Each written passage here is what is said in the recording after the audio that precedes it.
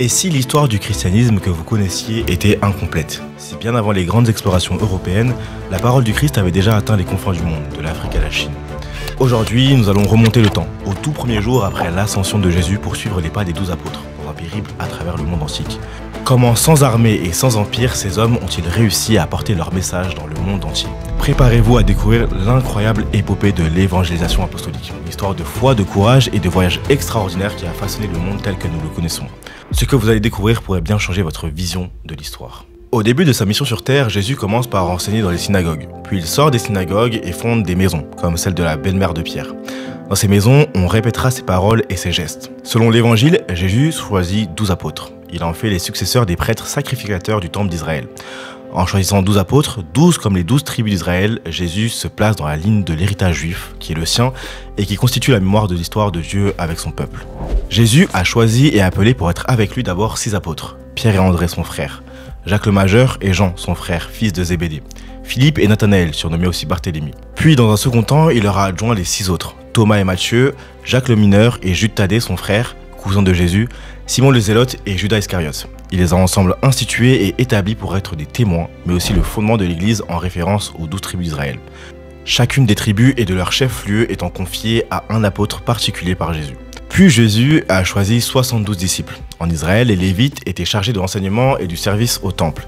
Ces 72 sont les nouveaux Lévites. Ils sont particulièrement chargés de l'annonce de l'Évangile en allant dans de nouveaux bourgs. Il ne faut pas oublier les femmes. Elles sont d'abord maîtresses de maison et font apprendre les paroles et les gestes de Jésus chez elles. Puis il va rapidement y avoir autour de Jésus et de Marie des consacrés. Luc en nomme 6, mais à la Pentecôte, elles sont déjà 36, aux côtés des 12 et des 72, formant ensemble les 120. Ces consacrées, aussi appelées veuves, accompagneront les apôtres dans leur mission. Elles pourront évangéliser directement au cœur des maisons quand les hommes ne peuvent pas y aller. Jésus a passé près de 3 ans à former ces hommes et ces femmes afin qu'ils puissent, après son ascension à la droite du Père, répandre l'évangile, la bonne nouvelle, dans le monde entier à toutes les nations. Et pour les 12 et leurs successeurs, donner les sacrements. Dès l'alliance avec Abraham, la volonté de Dieu était qu'au travers la venue de Jésus, toutes les nations soient bénies et aient la vie. Et Pierre le rappelle devant le Sanhédrin. Vous êtes vous, les fils des prophètes et de l'alliance que Dieu a faite avec vos pères, lorsqu'il a dit à Abraham, en ta postérité seront bénies toutes les nations de la terre. Certains détracteurs rétorqueront que Jésus n'a été envoyé qu'aux brebis perdues de la maison d'Israël. Et c'est effectivement ce que nous rapporte la parole de Dieu dans l'évangile selon saint Matthieu, lorsque Jésus dit à la Cananéenne en Matthieu 15, 24, « Je n'ai été envoyé qu'aux brebis perdues de la maison d'Israël ». Il faut alors se rappeler qu'en ce temps-là, les tribus perdues d'Israël, ce sont tous les descendants hébreux de la diaspora, parlant araméen, la langue de Jésus, très nombreux en Mésopotamie, mais aussi répartis sur toutes les routes de commerce dans l'Eurasie. Ainsi, le plan providentiel pour diffuser l'évangile et les sacrements devient clair, organisé en 3 temps. Jésus enseigne en Galilée et en Judée pour les enfants d'Abraham qui sont en Israël, puis dans les environs proches, dans la langue du réseau international de la diaspora. Après la Pentecôte, les disciples puis les apôtres partiront dans cette diaspora et à partir de là se fera l'évangélisation de toutes les nations. Jésus est le Messie que les fils d'Israël attendaient depuis des siècles. En tant que tel, il est né dans une famille juive, a été élevé selon la loi juive dans une ville juive de Galilée. Il a choisi des disciples juifs, a parlé dans des synagogues et dans le temple et a parcouru toute la terre d'Israël. Sa mission, en accomplissement des prophètes, s'adressait donc au peuple juif principalement. Cependant, rien de tout cela ne signifie que le ministère de Jésus se limitait exclusivement aux seuls descendants d'Abraham. Il y eut de très nombreuses conversions parmi les tribus d'Israël, et en particulier en Galilée. Nous en avons un signe avec le fait que la révolte juive des années 68 à 70 a soulevé la Judée et Jérusalem, mais n'a pas eu de prise sur la Galilée largement christianisée. Puis viendront les départs des disciples et des apôtres. Quand Pierre arrive à Rome, il trouve une communauté d'origine hébraïque araméophone d'au moins 20 ou 30 000 personnes. C'est à partir de ces bases réparties dans tous les comptoirs de commerce mondiaux que les apôtres feront l'essentiel de l'évangélisation, cette fois vers les gentils, les païens. Certains versets mettent clairement en exergue l'envoi en mission formulé par Jésus. Ça tombe bien, on a une Bible. Matthieu chapitre 28, versets 16 à 20. Quant aux 11 disciples, ils se rendirent en Galilée, à la montagne où Jésus leur avait donné rendez-vous. Et quand ils le virent, ils se prosternèrent, d'aucuns cependant doutèrent. S'avançant, Jésus leur dit ces paroles. « Tout pouvoir m'a été donné au ciel et sur la terre. Allez donc, de toutes les nations faites des disciples, les baptisant au nom du Père, et du Fils, et du Saint-Esprit, et leur apprenant à observer tout ce que je vous ai prescrit. Et voici que je suis avec vous pour toujours jusqu'à la fin de l'âge. » On avance un peu dans l'évangile selon saint Marc, chapitre 16. On arrive dans le 16e chapitre de l'évangile selon saint Marc où on lit « Enfin, il se manifesta aux 11, eux-mêmes pendant qu'ils étaient à table, et il leur reprocha leur incrédulité et leur obstination à ne pas ajouter foi à ceux qu'il avait vus ressusciter. Et il leur dit « Allez dans le monde, proclamez l'évangile à toute la création. Celui qui croira et sera baptisé sera sauvé. Celui qui ne croira pas sera condamné. » Enfin, on arrive au dernier chapitre de l'évangile selon saint Luc, le chapitre 24. Ce passage-là retranscrit les dernières consignes de Jésus aux apôtres. Puis il leur dit « Telles sont bien les paroles que je vous ai dites quand j'étais encore avec vous. Il faut que s'accomplisse tout ce qui est écrit de moi dans la loi de Moïse, les prophètes et les psaumes. » Alors il leur ouvrit l'esprit à l'intelligence des Écritures et il leur dit « Ainsi est-il écrit que le Christ souffrirait et ressusciterait d'entre les morts le 3e jour. Et qu'en son nom, le repentir en vue de la rémission des péchés serait proclamé à toutes les nations, à commencer par Jérusalem. De cela vous êtes témoins, et voici que moi, je vais envoyer sur vous ce que mon Père a promis. Vous donc demeurez dans la ville sainte jusqu'à ce que vous soyez revêtus de la force d'en haut. » Le fait que Jésus ait aidé la femme cananéenne alors que sa mission était destinée aux Juifs est un détail important dans le récit de l'Évangile. Tout au long de son ministère terrestre, Jésus a donné d'autres indications, que sa puissance et sa compassion s'étendaient à tous les peuples. Il a guéri le serviteur d'un centurion romain. Il a traversé la région païenne des Géraséniens. Il a exercé son ministère dans une ville samaritaine. Jésus a payé le prix de tous les péchés, rendant le salut accessible au monde entier. En effet, on lit dans 1 Jean 2:2 « Petits enfants, je vous ai écrit ceci pour que vous ne péchiez pas. Mais si quelqu'un vient à pécher, nous avons comme avocat auprès du Père Jésus-Christ le juste. C'est lui qui est victime de propitiation pour nos péchés, non seulement pour les nôtres, mais aussi pour ceux du monde entier. » Pierre a même hésité à apporter l'évangile à un foyer païen, mais Dieu lui a fait comprendre que Corneille, lui aussi, doit entrer dans la vie en recevant l'onction de l'Esprit. Fort de cette consigne, les apôtres et leurs disciples sont effectivement partis évangéliser dans le monde entier. Et c'est là qu'on rentre dans ma partie préférée de la vidéo, l'évangélisation apostolique. Mais où sont partis les apôtres? C'est un des sujets les plus intéressants. Comment ne pas vouloir jeter un coup d'œil en tant que chrétien sur les premières communautés que les apôtres ont fondées? On commence directement avec Jacques le Majeur. Jacques, frère de l'apôtre Jean, est appelé Majeur pour le distinguer de l'apôtre du même nom, Jacques, fils d'Alphée, dit le mineur. Sa vie change radicalement quand il accueille l'invitation de Jésus à devenir pêcheur d'hommes. Après être le premier parti en 34 pour annoncer la bonne espérance du royaume du Messie jusqu'en Espagne, il fut à son retour, avec sa diaspora, tué par le glaive à Jérusalem en 41, sur ordre d'Hérode, décapité en même temps que celui qui l'avait amené au tribunal. Après cette persécution violente, tous les apôtres fuient Jérusalem. La basilique Saint-Jacques de Compostelle abrite les restes de Saint-Jacques le Majeur. C'est le premier apôtre parti en mission et également le premier apôtre mort en martyr. Pierre, son nom était Simon, c'est Jésus qui l'appela Pierre. Natif de Bethsaïde, il vivait à Capharnaüm et il est l'un des saints les plus connus du christianisme. Bien que son existence remonte au 1er siècle, son héritage se perpétue encore aujourd'hui. Pierre faisait partie du cercle le plus proche de Jésus et a été institué par lui comme chef des apôtres. Il est souvent décrit comme leur porte-parole dans les évangiles. Il composa son évangile, l'évangile de Marc, à Sion, probablement autour de 34. Il passe partout en Palestine et jusqu'à Antioche. Il sera à Rome une première fois de 42 à 45 où son enseignement sera justement mis par écrit et traduit par Marc, son secrétaire. Il revient à Sion jusqu'en 51, puis dans le Pont, dans toute la Cappadoce, en Bithynie et après être revenu de nouveau d'Antioche, il revient ensuite dans toute l'Italie et à Rome, où il fut crucifié sur ordre de l'empereur Néron en 67, puis inhumé au même endroit 3 jours avant les calendes de juillet.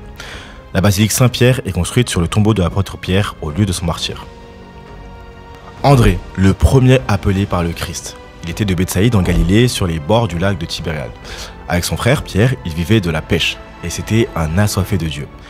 Il évangélisa en Asie mineure, de Troie à la Crimée en mer Noire occidentale. On retrouve notamment une grotte d'enseignement en Roumanie.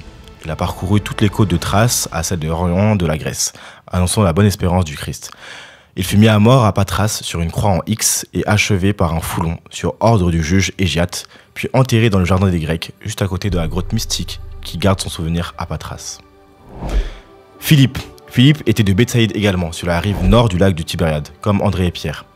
Il prêcha l'évangile en Phrygie. Il est enterré à Hiérapolis après avoir subi le martyre sous Domitien. Philippe enseignait à Hiérapolis dans sa grotte. Selon Polycarpe de Smyrne, un père apostolique, il a été pendu par les pieds puis crucifié parce qu'il s'était opposé au culte des serpents à Hiérapolis. Il a évangélisé avec André Lorian du pont Euxin. Troas était leur base. Ils sont montés des deux côtés de la mer Noire pour se retrouver en Crimée. On a retrouvé une grande grotte mystique d'André d'un côté et de l'autre côté celle de Philippe en Géorgie. Jean, frère de Jacques de Zébédée, est à la fois l'apôtre, le disciple bien-aimé et l'évangéliste. Chez les disciples d'un grand rabbi, le disciple des entrailles, traduit par le disciple bien-aimé, est celui qui reprend l'enseignement de son rabbi après sa mort. C'est pour cela que seul l'évangile de Jean reprend l'enseignement de Jésus du plus haut niveau, celui donné au temple et celui donné le dernier soir. Son rôle était d'assurer la formation spirituelle des futurs évêques successeurs des apôtres. Il vient se réfugier une première fois à Éphèse avec la Vierge Marie, puis ils reviennent à Jérusalem en 40-41, où il reste malgré la persécution d'Hérode Agrippa, le petit-fils d'Hérode le Grand et dernier roi juif de Judée. Après l'Assomption, il retourne enseigner à Éphèse. Il fut ramené à Rome par l'empereur Domitien pour être martyrisé, mais fut miraculeusement indemne, et Domitien l'exila à Patmos. Il revint à Éphèse après la mort de Domitien où il mourut.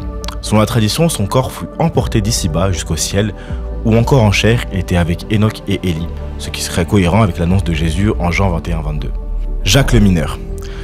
Selon les Actes des Apôtres, Jacques le Mineur fut le chef de file de l'église judéo-chrétienne de Jérusalem lorsqu'en 44, Pierre fut contraint de quitter cette ville. On sait aussi qu'il joua un rôle de premier plan au fameux concile de Jérusalem, mentionné dans Actes chapitre 15. Conformément à l'organisation mise en place par Jésus-Christ, Jacques le Majeur, cousin de Jésus et descendant de David, est resté à Jérusalem en tant qu'évêque. Selon les témoignages recueillis par Eusèbe de Césarée et Flavius Joseph, il fut précipité du pinacle du temple puis frappé à la tête par un foulon. Son successeur sera son frère aîné, Simon d'Alphée, qui ne faisait pas partie des 12 initialement. Jude Thaddée, fils d'Alphée, frère cadet de Jacques le Mineur. Il fonda l'église d'Arménie. Il y avait effectivement une communauté juive très nombreuse en Arménie. Il est également parti prêcher la bonne nouvelle à Ctésiphone et dans toute la Mésopotamie. Une tradition locale près de Hilla, le pays de Hillel, lui est liée. Il a été tué dans une persécution dans la communauté juive de Ctésiphone par des pharisiens qui dirigeaient Babylone et qui étaient très hostiles aux chrétiens. Quand les 11 se dispersent à partir de Jérusalem pour annoncer le règne de Dieu sur d'autres terres, Jude Thaddée part de la Galilée et de la Samarie pour se rendre ensuite vers la Syrie, l'Arménie puis l'ancienne Perse. C'est dans cette zone, soutiennent certaines sources qui font autorité, qu'ils retrouvent Simon le Zélote et que leur prédication à tous deux porte au baptême des dizaines de milliers de Babyloniens et d'autres personnes d'autres villes. Et justement, Simon le Zélote. Simon également dit le Cananéen, pour le distinguer de Simon-Pierre. Avec Jude, il appartenait sans doute à ces zélotes qui refusaient l'occupation romaine, mais le message du Christ fut pour lui la découverte de l'universalité de l'amour de Dieu. Homme des déserts, il prêcha l'évangile principalement sur la partie orientale de la péninsule arabique, particulièrement au Qatar. Il meurt à la même période que Jude Thaddée, en Babylonie, par des Judéens qui n'ont pas reçu le Christ. Thomas qu'on appelle également l'incrédule. Il était bijoutier selon la tradition orientale et il a évangélisé Ninive avec Barthélemy, puis prêcha l'évangile aux Parthes, aux Mèdes, aux Perses, en Inde puis en Chine où il fut présent entre 65 et 69. Il revient en Inde où il fut tué de dos par une lance à Melyapur dans sa grotte mystique de formation. Des fouilles y ont été effectuées et on a retrouvé une pierre miraculeuse gravée d'une croix exudant une eau sanglante. Il est mort une semaine avant la nativité de l'an 72. La basilique Saint-Thomas à Madras abrite le rocher sur lequel il a été tué et les restes de son corps sont à la cathédrale d'Ortena en Italie. Barthélemy, de son vrai nom Nathanaël. Barthélemy était propriétaire terrien. Il était cultivé car juriste et membre du Sanhédrin de Cana. Il prêcha avec succès l'évangile à Ninive avec Thomas entre 37 et 41, puis il alla en Arménie. Il a été martyrisé dans Albanopolis, actuellement en Azerbaïdjan, au bord de la mer Caspienne. C'est le lieu de départ de la route nord de la soie, praticable exclusivement en hiver, où il y a de grandes falaises blanches. On connaît parfaitement le lieu de sa mort à partir d'une tradition locale forte en lien avec la communauté hébraïque locale. Matthieu était lévite de la tribu de Lévi.